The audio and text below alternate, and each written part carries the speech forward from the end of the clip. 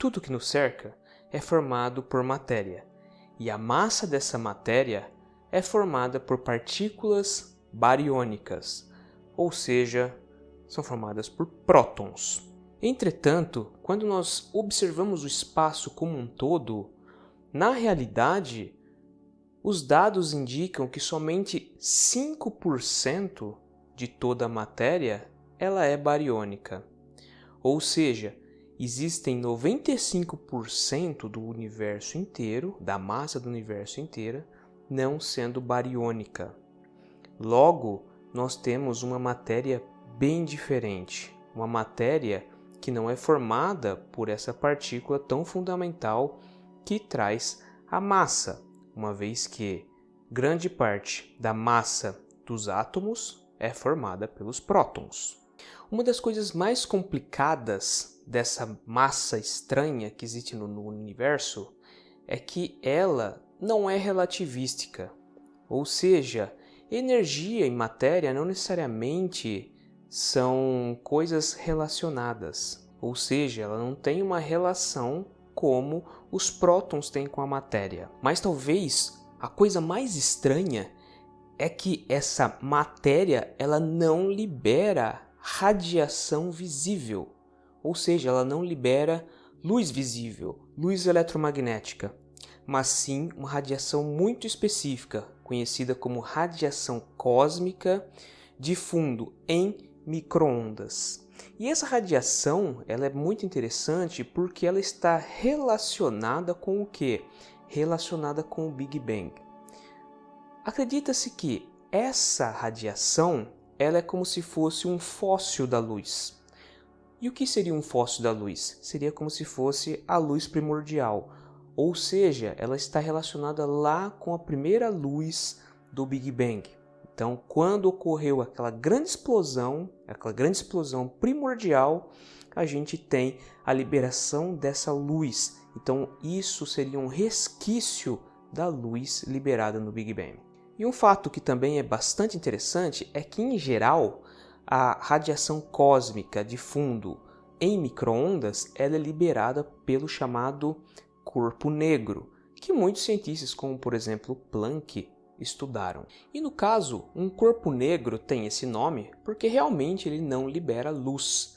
Então é como se fosse um corpo onde ele absorve a luz e não reflete mais.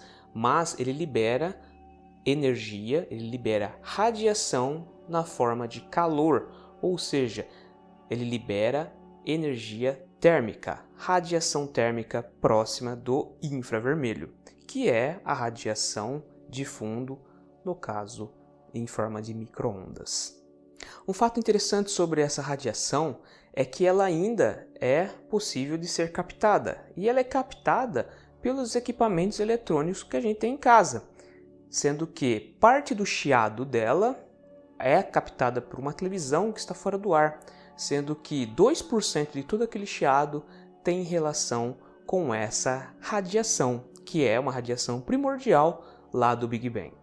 E essa coisa tão estranha que ela existe, só que a gente não faz ideia do que é, a gente não consegue tocar, não consegue observar, mas conseguimos ler. Por quê? Porque existe a liberação da radiação cósmica de fundo em micro-ondas, é a chamada matéria escura.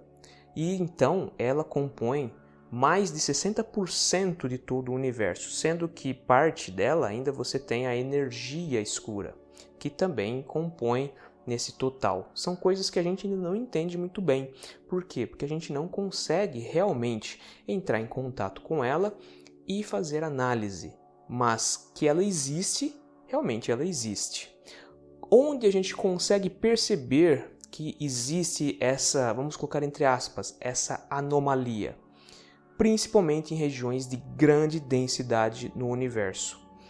Por exemplo, um planeta e uma estrela não são regiões de grande densidade para o universo inteiro. Pontual até pode ser, mas para o universo inteiro não. Então, a gente consegue ler muito bem a presença dessa massa escura, dessa matéria escura, quando nós percebemos a liberação dessa energia na forma de infravermelho, que no caso é a radiação de fundo em micro-ondas.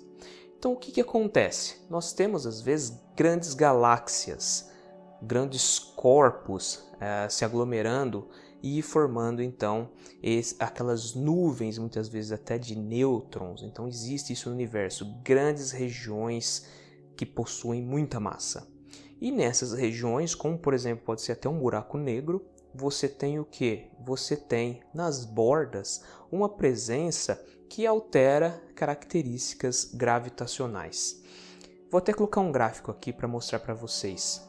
Quando nós fazemos a análise de uma galáxia, principalmente em relação à velocidade e à distância como ela se desenvolve, nós percebemos que existe uma tendência específica que a matemática nos demonstra, ou seja, existe um cálculo que mostra que aquela galáxia ela precisa tomar um determinado comportamento em relação às forças que estão ali agindo.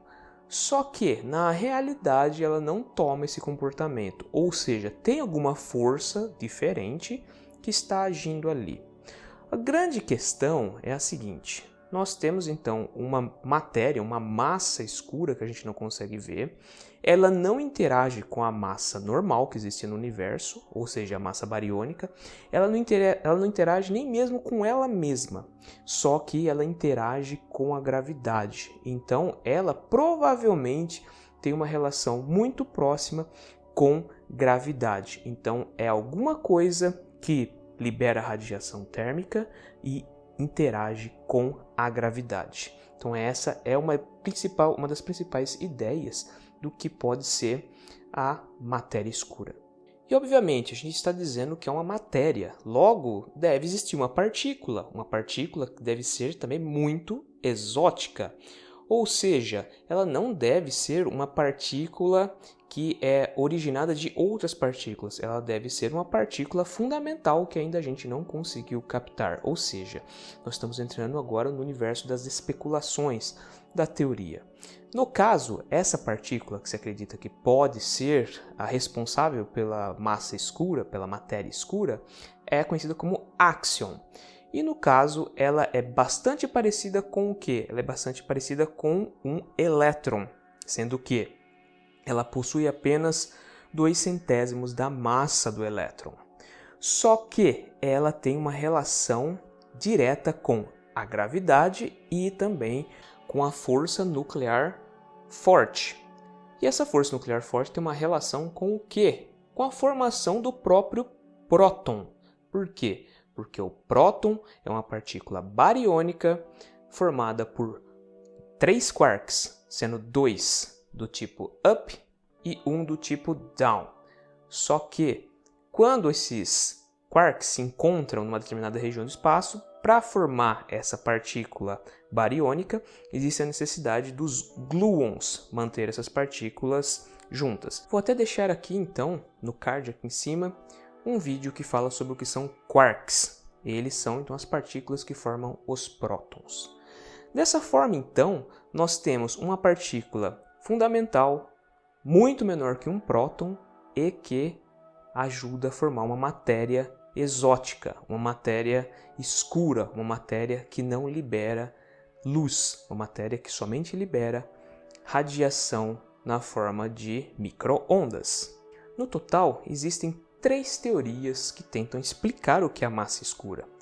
Mas na realidade, elas são bem teóricas mesmo. Por quê? Porque é muito difícil da gente pegar e tentar testá-las. E uma dessas teorias é conhecida como matéria escura fria, onde ela aceita a necessidade de existência dos axions, mesmo que eles ainda não tenham sido provados, mas também comenta o seguinte fato, que provavelmente existe os corpos supermassivos. E esses corpos supermassivos seriam baryons, seriam massa que por algum motivo não reflete a luz, mas que são formados principalmente por baryons. Mas na sua grande maioria da massa seriam formados por axions.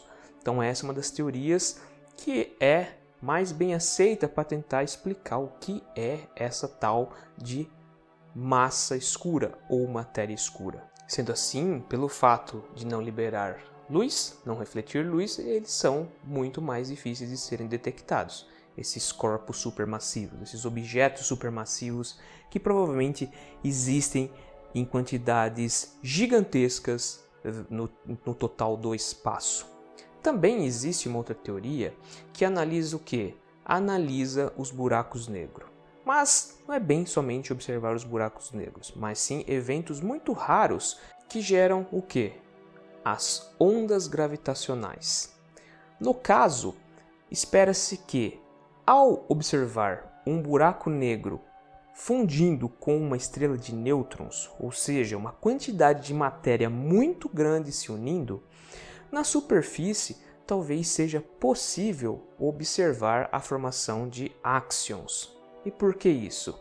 Porque as ondas gravitacionais mostrariam uma diferenciação do que estava sendo observado inicialmente. No caso, você veria o quê?